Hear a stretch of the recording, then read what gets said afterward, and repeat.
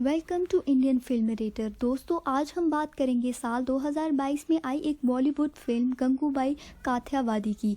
Movie की शुरुआत में हम देखते हैं कि 14 साल की एक लड़की को ज़बरदस्ती सजाया जा रहा है। इसके बाद उसे एक कमरे में बंद कर दिया जाता है और वहाँ पर एक आदमी आ जाता है। तभी हमें पता चलता है कि ये एक कोठा है। अगले सीन में हम देखते हैं कि वहाँ कमरे में एक लड़की आती है जो कि उस कोठे की मालिकन रश्मि बाई को कहती है कि वो नई लड़की बहुत ज़्यादा रो रही है और उसके रोने की वजह से हमें नींद नहीं आ रही। और इसके बाद वो उसे कहती है कि उसे सिर्फ एक ही बंदा ठीक कर सकता है और वो है गंगूबाई। इसके बाद गंगूबाई वहाँ आ जाती है और उस लड़की से बात करती है। फिर कहानी फ्लैशबैक में जाती है जब हमें पता चलता है कि गंगूबाई का असली नाम गंगा है और उसका सपना था कि वो एक हीरोइन बने।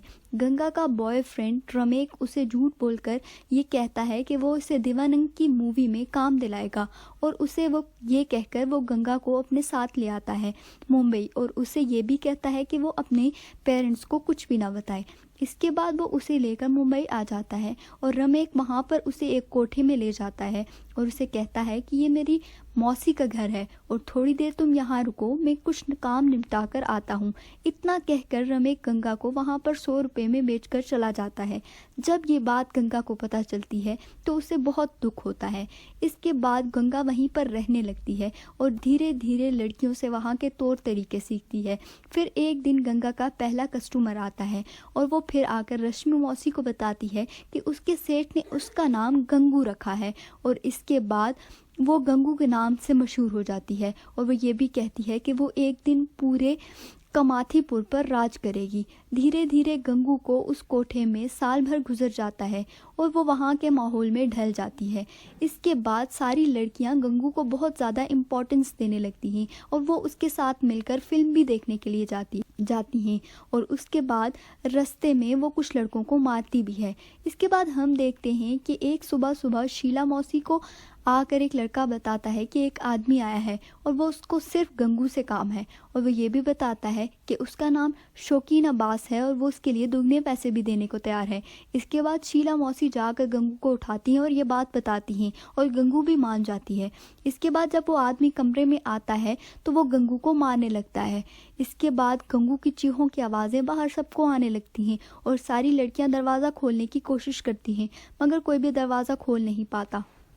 दरवाज़ा नहीं खुलता और गंगूबाई काफ़ी ज़ख्मी हो जाती हैं और उन्हें हॉस्पिटल ले जाना पड़ता है। वहाँ कुछ लड़कियाँ उसे बताती हैं कि शौकीन करीम लाला का आदमी है। करीम लाला काठियापुर का डॉन है और सारे लोग उससे डरते हैं। हॉस्पिटल से छूटने के बाद गंगू करीम लाला के पास जाती है और शौकीन की शिकायत करती है।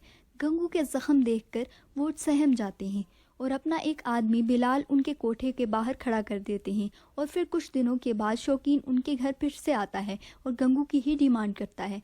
सारी लड़कियां गंगू को मना करती हैं कि वो उसके साथ ना जाएं मगर गंगू फिर भी उसके साथ चली जाती है और तभी वहाँ पर शौकीन को मारने के लिए करीम लाला का आदमी आ जाता है और वो उसे पकड़कर कोठे के बाहर ले जाता है जहाँ पर करीम लाला शौकीन को बुरी तरह मार देते हैं।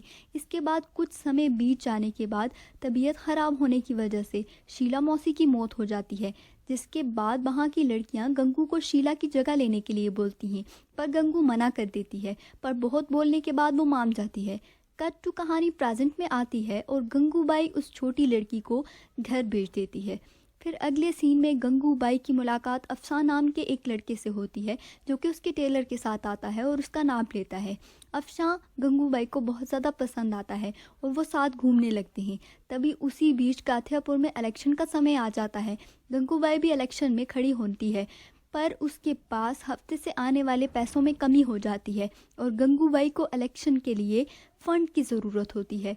यहाँ हमें मूवी में एक और कैरेक्टर रज़िया बाई दिखाई जाती है जो कि 2 साल से इलेक्शन जीत रही है। तब कहानी में ईद का दिन आता है और गंगूबाई सवैयाँ लेकर करीम लाला के पास जाती हैं और अपने लिए इलेक्शन के फ़ंड की बात करती हैं। करीम लाला पूछता है कि कितना फ़ंड चाहिए, जिस पर गंगूबाई कहती है कि आप बस मुझे अपने दारू का बिजनेस चलाने दो। कुछ देर सोचने के बाद करीम लाला मान जाता है। जाते जाते वो गंगूबाई को एक कार भी गिफ्ट कर जाता है ईद पर। अगले सीन में हम देखते हैं कि अफशान ब्लाउज लेकर उसके पास आता है और अपने प्यार का इजहार करता है। इसके बाद गंगूबाई भी उसे कहती है कि वो उससे प्यार करती है। फिर एक शाम अफशान के साथ घूमने के बाद वो जब वापस आ रही होती है तो रज़ियाबाई के लोग गंगूबाई से कहते हैं कि रज़ियाबाई उससे मिलना चाहती है, मगर गंगूबाई उसे बेइज्जत कर कर वहाँ से भेज देती है। जिसका बदला लेने के लिए रज़ियाबाई उसके कोठे पर पुलिस की रेड पड़वा देती है, मगर गंगूबाई पैसे देकर पुलिस को शांत कर देती है। इसके बाद रज़ियाबाई फिर से गंगूबाई के पास आती है और उसे इलेक्शन में ना खड़ा होने के लिए बोलती है। गंगूबाई कुछ रिएक्ट नहीं करती और जाते वक्त रज़िया उसे अपने रैली में इनवाइट कर कर जाती है, लेकिन गंगूबाई अपना दिमाग लगाती है और मोहल्ले में पर्दे पर मूवी लगा देती है, जिसकी वजह से काथियापुर के सारे लोग मूवी देखने लगते हैं और गंगूबाई अकेली ही रैली में उसका भाषण सुनने के लिए जाती है, जहाँ पर और कोई भी नहीं होता। अगले सीन में छत पर गंगूबाई को पिंजरे में एक लड़की दिखती है, जो कि गंगूबाई की साथी कसुम की लड़की है।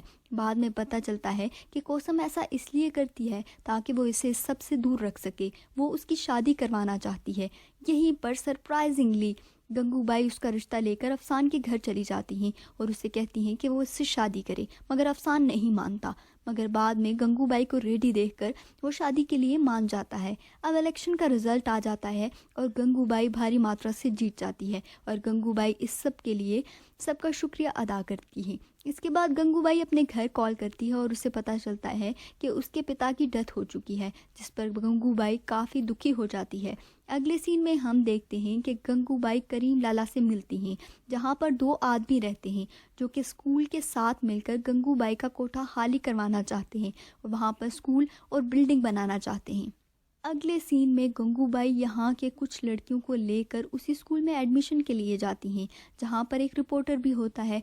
गंगूबाई से डरकर फादर लड़कियों का एडमिशन कर लेता है और वहीं पर रिपोर्टर गंगूबाई को ये एक तस्वीर ले लेता है मैगजीन का कवर बनाने के लिए और गंगूबाई से कहता है कि कल एक रैली है जहाँ पर आप अपनी बात कर कर अपनी जगह बना सकती हैं। अगले सीन में रैली में गंगूबाई पहले तो रिपोर्टर की दी हुई स्पीच पढ़ती हैं, मगर बाद में वो उसे फाड़ देती हैं और ख़ुद बोलने शुरू हो जाती हैं और सब लोगों को उनकी बात बहुत ज़्यादा पसंद आती है। वहाँ पर एक मंत्री भी होता है जो कि गंगूबाई के घर आता है और उनसे सपोर्ट मांगता है, जिस पर गंगूबाई पहले अपना काम करने के लिए कहती हैं, क्योंकि उन बिल्डर्स की पिटीशन दिल्ली तक पहुंच चुकी है और मंत्री के मुताबिक सिर्फ प्राइम मिनिस्टर ही उस पिटीशन को खारिज कर सकता है। इसके साथ ही मंत्री गंगूबाई को दिल्ली भेजने का इंतज़ाम करता है और वहां पर पहुंचकर गंगूबाई प्राइम मिनिस्टर से मिलती है और अपना और अपनी लड़कियों के लिए हक के लिए बहुत सारी डिमांड्स करती है, जिस पर मिनिस्टर एक कमेटी बनाते हैं और वहाँ पर करते करते उनको उनके हक दिलाने की कोशिश करती है। इसके बाद सब लोग गंगूबाई के दीवाने हो जाते हैं, क्योंकि उनने उनके हक के लिए बहुत कुछ किया था। इसके बाद गंगूबाई हीरोइन तो नहीं बनती, लेकिन गंगूबाई की काथियापुर में बड़े बड़े पोस्टर लगे होते हैं। इसके साथ ही ये बेहतरीन मूवी यहीं पर ख़त्म होती है। उम्मीद है कि आपको ये मूवी पसंद आई होगी। अगर आपको ये मूवी पसंद आई है तो हमारे चैनल को सब्सक्राइब करें और ऐसी और भी नोटिफिकेशंस लेने के लिए बेल आइकन पर क्लिक करें।